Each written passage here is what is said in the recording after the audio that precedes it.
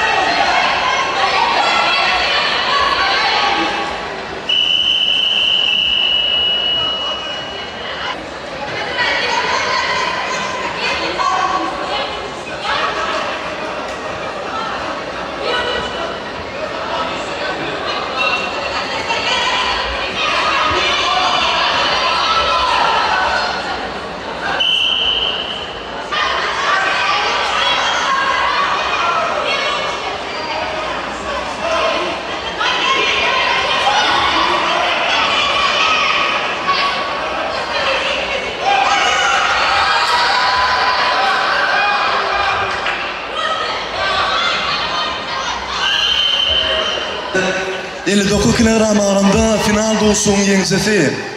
Sportun san bugünü şu anca Türkmenistan'ın çempiyonu Ona Niyazova Medine. On karşılaşı pehlivanıma mehriban, ikinci ona münasip oldu.